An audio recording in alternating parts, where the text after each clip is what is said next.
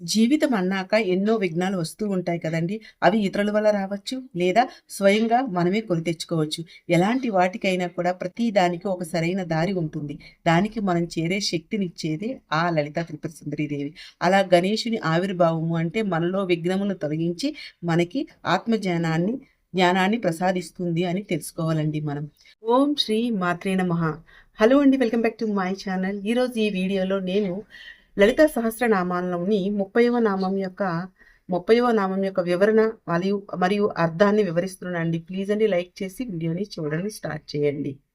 30వ శ్లోకము: విషంగ ప్రాణహరణ వారాహి వీర్యనందిత కామేశ్వర ముఖాలోక కల్పిత శ్రీ గణేశ్వర. ఈ శ్లోకంలో మనకి 2 నామాలు ఉన్నాయండి. 2 కూడా 16 అక్షరాలు గల నామాలు. 76వ నామము విషంగ ప్రాణహరణ వారాహి వీర్యనందిత. విషంగ అంటే విషంగుడు అనే రాక్షసుణ్ణి, ప్రాణములను హరించినటువంటి లేదా తీసిన వారాహి సర్వ సైన్యాధ్యక్షురాలైనటువంటి వారాహిదేవి వీర్య పరాక్రమమునకు నందిత సంతోషించినది. విషంగుని ప్రాణాలను హరించినటువంటి వారాహిదేవి యొక్క పరాక్రమమును చూసి లలితామాత ఎంతో సంతోషించింది అని అర్థమండి ఈ నామానికి. బండాసురుడు ఎప్పుడైతే పుత్రుడిని కోల్పోయాడో వాడికి ఓటమి భయం కలిగిందంట. దానితో క్రూరాతి క్రూరమైన ఇద్దరిని సృష్టించాడంట. ముందు శ్లోకంలో విషంగుడు ఎలాంటి వాడు తెలుసుకున్నాం కదండి. మన ఆలోచనలను కలుషితం చేసేవాడు. అలానే విశుక్రుడు మనలోని అహంకార గుణాలకు ప్రేరకుడు అవుతాడండి. ఇప్పుడు విశుక్రుడు విషంగుడు వీరిద్దరూ కూడా దుష్ట ఆలోచనలు, అహంకారము, ద్వేషంతో ఉండేవాళ్ళు. మంత్రిని అయినటువంటి శ్యామలాదేవి ఆ విశుక్రుణ్ణి సంహరించిన తర్వాత వారాహిదేవి తన సైన్యాన్ని తీసుకొని యుద్ధంలోకి ప్రవేశించింది. విషంగుణ్ణి సంహరించడానికి సిద్ధమైంది. ఆ క్షణం అమ్మ దివ్య తేజస్సు పరాక్రమాన్ని చూసినటువంటి దేవతలు లలితాదేవి ఎంతో సంతోషించారు. వారాహి అమ్మ శిష్ట రక్షణ, దుష్ట శిక్షణ చేస్తూ ఉంటారు. వారాహి అమ్మను మనసారా ప్రార్థించినప్పుడు ఎలా అయితే ఒక రైతు భూమిని త్రవ్వి విత్తనాన్ని దాటి దాని ద్వారా పంటను పొందుతాడో అదే విధంగా వారాహి అమ్మ తన కోరలతో మన మనసులోని అజ్ఞానము, అహంకారము వాటిని త్రవ్వి బయటికి తీసి జ్ఞానం అనే విత్తనాన్ని నాటుతుందండి. ఈ విధంగా విశుక్రుల సంహరణ అయిన తర్వాత లలితామాత సైన్యం అంతా కూడా యుద్ధంలో ఏమీ చేయలేని నిద్రావస్థలోకి వెళ్ళిపోయారంట. అది చూచినటువంటి శ్యామలాదేవి వారాహి దేవుడు అమ్మకి చెప్పగా ఆ జగన్మాతకి అంతా తెలుసు కదా, నేను చూసుకుంటాను అంటూ చెప్పిందే ఈ 77వ నామం అండి. కామేశ్వర ముఖాలోక కల్పిత శ్రీ గణేశ్వర.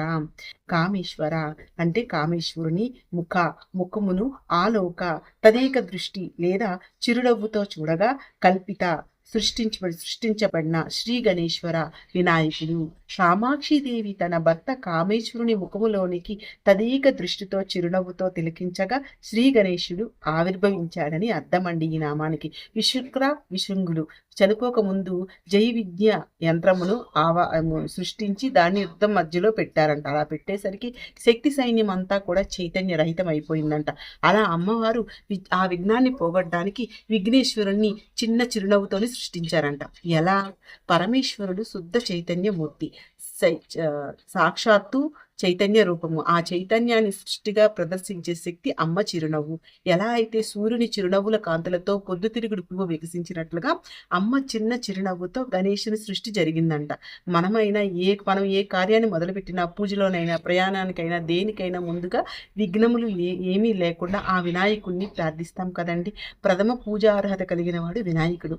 ఈ శ్లోకము ద్వారా లలితాదేవి మనకి ఏమి నేర్పిస్తున్నారు అంటే, ఎంతమంది విశుక్రులు, విషంగులు ఇలాంటి వారు ఎవరొచ్చినా సరే ఆ వారాహిదేవి తన కోరలతో ఈ విషంగుడు, విశుక్రులు వంటి మనలో కలిగినటువంటి అజ్ఞానము అంటే మనకి ఏం తెలియకపోవడం, ఏం చేయలేకపోవడం, ఇలాంటి అన్ని పరిస్థితులకు మూల కారణం ఈ అసురులన్నమాట.